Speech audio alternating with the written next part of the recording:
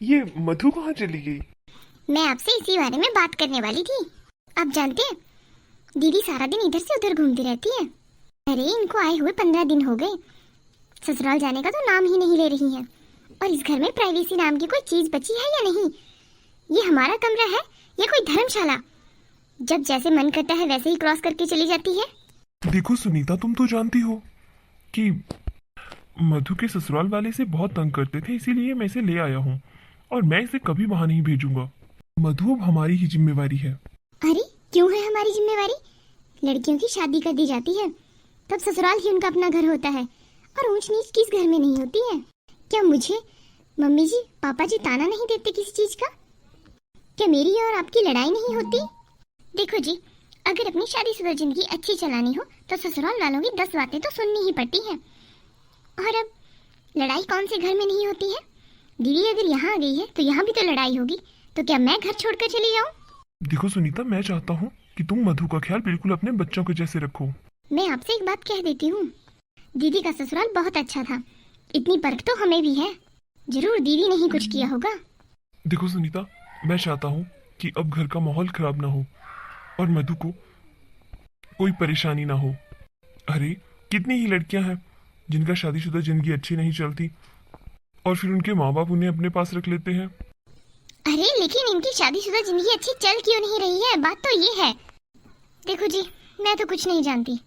अगर दीदी को यहाँ रहना है तो घर के तौर तरीके सीखने पड़ेंगे और घर का काम भी करना पड़ेगा।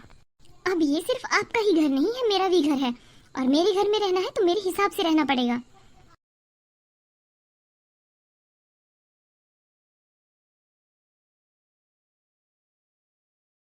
दीदी, अरे भाभी, मैं आपको ही आवाज लगाने वाली थी। आप चाय पियोगे क्या? हाँ दीदी, चाय तो मैं पीऊंगी, पर अपने हाथ की चाय पी पी कर मैं बोर हो गई हूँ, इसलिए आप मेरे लिए भी एक कप चाय बना देना। हाँ दीदी, मेरा ना बीपी लो हो रहा है, मेरे लिए थोड़े से फ्रूट काट कर दो थोड़े से, उसके 1 घंटे बाद ही मैं चाय पीऊंगी। ठीक है भाभी। हेलो, हाँ कुसुम, मैं घर में ही हूँ। जी हाँ, आप आ जाइए। अरे दीदी, मैं कब से आपसे मिलने का वेट कर रही थी। क्या हुआ दीदी, आप इतने दिन से घर से बाहर ही नहीं निकलते? इतना भी कहाँ बिजी हो?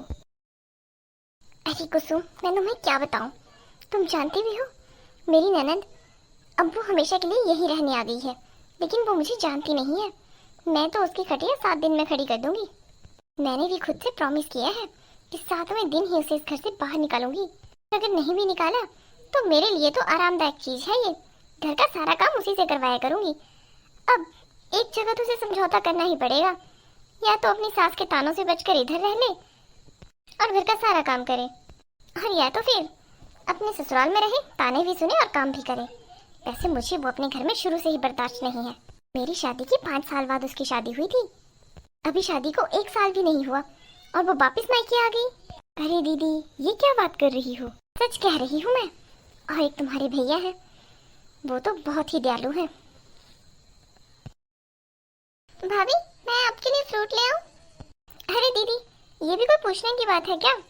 पहले कुसुम के लिए पानी तो लाओ। जी भाभी। अरे दीदी, ये क्या, आप तो इसे ऑर्डर कर रही हैं? मेरा घर है ये, तो मेरे तौर तरीके तो सीखने ही पड़ेंगे। ये लीजिए भाभी। अरे दीदी, कहाँ जा रही हो? ये गिलास तो लेते जाओ। वो क्या है ना, ये कांच का गिलास है, अगर पैर लग गया तो टूट जाएगा। जी भाभी, दे दीजिए भाभी। वाह दीदी, आपके तो मजे लगे हैं, मजे। अरे अभी तक कहाँ, अभी तक तुम यहीं बैठो 10 मिनट। दीदी, क्या करने लगे आप? भाभी बोलो ना। दीदी, मैंने आपको बताया था ना मेरा बीपी लो हो रहा है, मेरे लिए फ्रूट प्लेट भर के दे दो। और हाँ, आज पता नहीं क्यों गर्दन में भी बहुत तेज दर्द हो रहा है, आप प्लीज लंच का भी कुछ देख लेना। भाभी, क्या हुआ दीदी, नहीं बना पाओगी क्या? अरे नहीं नहीं, ऐसी बात नहीं है, मैं बना दूंगी। हाँ तो बनाइए, जाइए पहले फ्रूट। हाँ हाँ भाभी, समझ गई, अभी जाती हूँ। देखा कुसुम, कम से कम थोड़ा तो फायदा ले लो इसका इधर रहने का। तो क्या हो गया, इधर से जाने के बाद मुझे गालियाँ निकालनी है तो निकाले, और अगर इधर ही रहना है तब मेरी तो इसके साथ कभी नहीं बनने वाली। इसके भैया तो दिन रात इसके नाम का जप करते रहते हैं, मधु ये मधु वो। अरे इतनी ही अच्छी थी तो अपने ससुराल में क्यों नहीं रही जाकर। ये लीजिए भाभी आपका फ्रूट। अरे इसमें आपने नमक नहीं डाला साइड में, आप तो जानती हैं मैं सारे फ्रूट के साथ नमक खाती हूँ। आप जाइए प्लीज नमक लेकर आइए। जी भाभी। देखा कुसुम, अब मैं इससे ऐसे ही काम करवाऊंगी। दीदी अब मैं थोड़ी रेस्ट कर लेती हूँ, और हाँ कुसुम से थोड़ी बातें भी हो जाएंगी। वो क्या है, हम बहुत दिनों बाद मिले हैं, आप तो जानती हैं मेरी तबीयत ठीक नहीं है, इसलिए अब खाने का आप देख लेना। जी भाभी। भाभी काम तो मैं सारा कर लूंगी, लेकिन मुझे आपसे कहना था कि मैंने भैया को अभी कॉल किया था, उनका नंबर नहीं लग रहा है। अगर आपसे बात हो तो उन्हें कहना कि मेरे लिए सर दर्द की दवाई ले आना। अरे दीदी सर दर्द हो रहा है, कोई बात नहीं, आप बाम वगैरह लगाना ठीक हो जाएगा। हर चीज के लिए दवाई नहीं खाई जाती है। और दीदी और कितनी दवाइयाँ मंगवाऊँ आपके लिए मैं? अभी 2-3 दिन पहले तो आपको कमर दर्द हो रही थी, फिर एक दिन आप कह रही थी कि आपको गले में दर्द है। इस हिसाब से तो मुझे मेडिकल स्टोर घर में ही खोलना पड़ेगा। भाभी सच में सर में बहुत तेज दर्द है। कोई बात नहीं, आप टेंशन मत लो, मेरे पास एक पेन किलर पड़ी है, आप वो खा लेना। दीदी जब आपके सास ससुर 4 धाम की यात्रा से आएंगे तब तो आप उनके सामने ये सब कर नहीं सकोगी। क्यों, वो मुझे कैसे रोक लेंगे? अगर इस बार उन्होंने मुझे रोका तो उनसे इसकी जगह काम करवाऊंगी मैं चलती हूँ दीदी। कुसुम बैठो, इतने दिन बाद आई हो, मैं कल फिर से आ जाऊंगी, लेकिन अभी मैं चलती हूँ।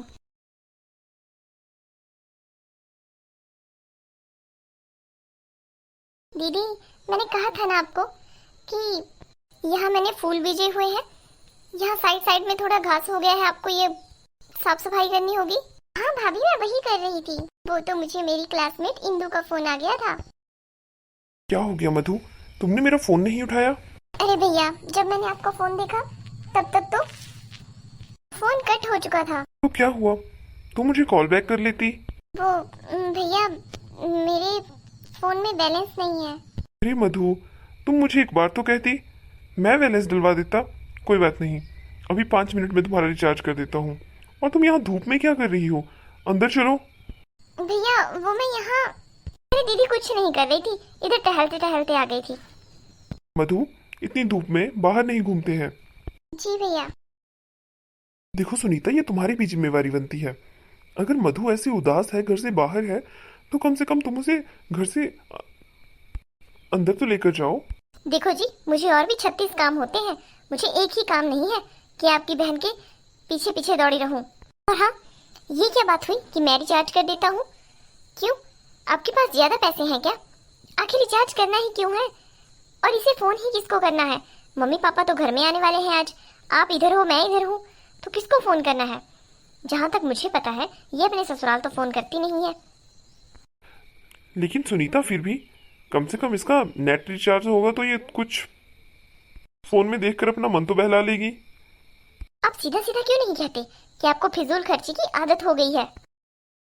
पता नहीं क्यों सेविंग तो आपको करने ही नहीं आती, सब पर यूं ही पैसे उड़ाते रहते हैं। पहले ही क्या कम मुसीबत थी, जब एक और आ गई।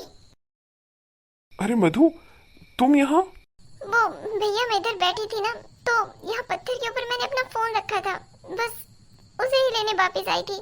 मधु तुम्हारी भाभी दिल की बुरी नहीं है, बस परेशान है थोड़ी सी, और परेशान भी तुम्हारे लिए ही है। तुम चिंता मत करो, सब ठीक होगा। अपनी भाभी की बातों को दिल से मत लगाना। ठीक है भैया। ये लो दीदी, सारे घर में झाड़ू लगा दो। वो क्या है, मेरी तो कमर में बहुत तेज दर्द हो रहा है, और मैं सुबह से उठी हुई हूँ, और घर के कामों से तो फुर्सत ही नहीं मिलती, ये तो आप भी जानती हैं। चलो भले ही आपने 1 ही साल लगाया हो ससुराल में, लेकिन काम तो वैसे के वैसे ही रहते हैं औरत के लिए। और दीदी एक काम किया करो, सुबह थोड़ा जल्दी उठ जाया करो। देखो रेस्ट तो आपने कर ली, 15 दिन तो हो गए आपको रेस्ट करते हुए, अब थोड़ा जल्दी उठ जाया करो, थोड़ा मेरा काम में हाथ बटा दिया करो, वो क्या है ना हेल्प हो जाती है। और हाँ दीदी आज मम्मी पापा आ जाएंगे शाम तक, तो प्लीज उनके सामने मुझे आपको कोई काम के लिए ना बोलना पड़े, आप खुद ही खुद के मन से कोई काम कर दिया करना। जी भाभी। और हाँ दीदी आप तो जानती हैं आपके भाई की इतनी इनकम भी नहीं है, तो प्लीज आप थोड़े से अपने खर्चे कम कर लीजिए। आज सुबह ही मैंने आपको बोलते हुए सुना कि मेरे पास स्लीपर्स नहीं हैं पहनने के लिए। अरे तो क्या हो गया, घर में 10 स्लीपर पड़े हुए हैं, उनमें से कोई उठा लो। और आप कह रहे थे कि आपके पास सर्दियों के कपड़े भी नहीं हैं। चाहे आप फ़ोन पर ही बात कर रहे हैं, लेकिन इर्द गिर्द देख तो लिया करें आप कि आपके भैया सुन रहे हैं। अब कम से कम 10,000 खर्च कर देंगे आपके ऊपर। अरे थोड़ा तो सोच लीजिए। डेली आपके भाई आपको कॉल करते हैं कि मधु तुम्हारे लिए कुछ लेकर आऊं, और डेली आपकी एक नई फरमाइश होती है, भैया आज मुझे ये खाना है वो खाना है। दीदी अब समय पहले जैसा नहीं रहा है, उनके ऊपर भी ढेर सारी जिम्मेदारियां हैं। जी भाभी, अब जल्दी से घर की सफाई कर दो। मम्मी पापा के आने के बाद तो मैं आपको ये भी नहीं कह पाऊंगी, लेकिन हाँ डेली झाड़ू आप ही लगाओगी। ये क्या भाभी, तो मेरी सास से भी बुरी है। कम से कम मेरी सास मेरे मुंह पर तो कुछ नहीं कहती। अरे अगर इतना काम मैंने अपने ससुराल में कर दिया होता तो वो लोग मुझसे कितना प्यार करते। मैंने भी अपनी सास को बस जवाब ही दिए। जैसे ही वो मुझे काम को कहती थी, मैं उन्हें उल्टे मुंह जवाब दे देती थी। और यहाँ भाभी है, मेरे से सारा दिन काम करवाती है और मेरे से कुछ नहीं कहा जाता। चल बेटा मधु, घर की सफाई कर ले। लेकिन बेटा तुम तो जानती हो कि शादी के बाद ऐसी बहुत सी बातें होती हैं।